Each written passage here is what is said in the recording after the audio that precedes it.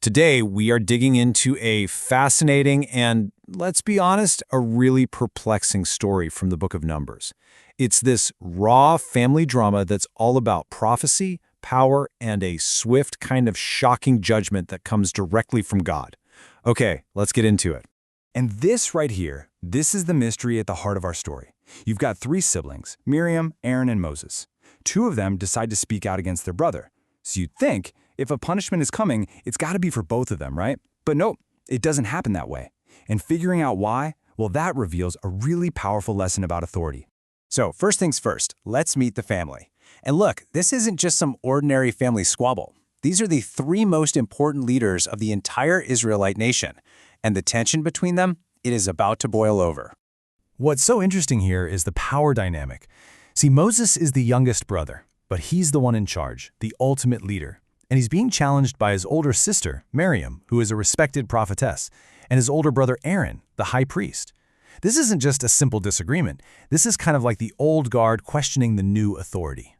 And this is the spark that lights the whole fuse. Moses takes a wife, a Cushite woman. Now that likely meant she was a dark-skinned foreigner, maybe from the region we'd now call Ethiopia or Sudan. And his older siblings? Yeah, they are not happy about it. So let's look at the accusation itself, because it's not as straightforward as you might think.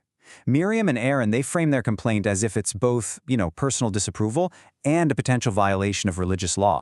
And there it is. That's the real issue, isn't it? The marriage might be the excuse, but the heart of their complaint, it's jealousy. It's a challenge to his authority. They're basically saying, hey, what about us? We're prophets too. Why does Moses get the final say on everything? Now, to be fair, their concern wasn't totally out of left field. The religious law, which Moses himself would deliver, had some pretty strict rules about marriage, especially for leaders and priests. The number one rule was, don't marry anyone who worships other gods. So you can see how, on the surface, Aaron and Miriam's challenge seems legitimate. They're just questioning a possible breach of the law.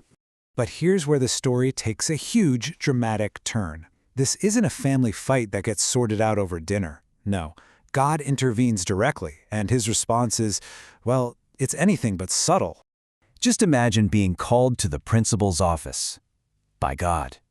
He calls all three of them, Moses, Aaron, and Miriam, to the most sacred place there is, the tent of meeting, to settle this thing himself.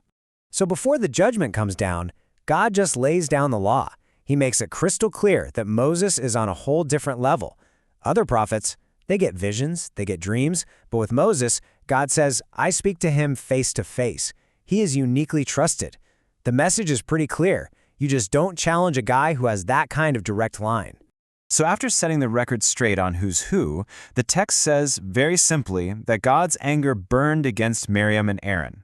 And then he's gone. But the consequence of that anger, that gets left behind. In an instant, Miriam becomes white as snow with leprosy, a really terrifying and isolating disease. But hang on a second, what about Aaron? He was standing right there. He was part of the exact same complaint, and yet he's completely untouched. Why? Okay, so let's solve this thing. Why was only Miriam punished? Well, the source material argues that the answer has everything to do with the specific official roles that God had given to each of them. All right, this slide right here is the absolute key to everything. Aaron, as the high priest, had the official God-given duty to judge legal and religious matters. It was literally his job description to investigate potential problems and uphold the law. Miriam, on the other hand, as a prophetess, was a spiritual guide. She had prophetic authority, sure, but she held no official power to judge. So here's the crucial distinction. Aaron was acting within the bounds of his office. Now, he was wrong about Moses, for sure, but he had the right to question him on a point of law. Miriam did not. She was overstepping her authority. She was acting out of turn.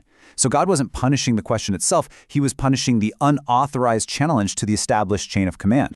Now let's look at the aftermath, because how all three siblings react is just as telling as the judgment itself. The second he sees his sister struck down, Aaron gets it, instantly. He doesn't appeal to God, no, he turns straight to Moses, and he calls him, my Lord. He completely acknowledges Moses' authority and admits how foolish they've been. He just falls right back into his proper place. And what does Moses do? The guy who was just publicly challenged and then totally vindicated by God himself. Does he show any pride, any desire for revenge? Not at all. Instead, in this incredible act of humility, he immediately cries out to God, "Please, God, heal her." I mean, this is exactly why he's described as the most humble man on earth. And that kind of leaves us with one last thought. This ancient story really forces us to ask a very modern question.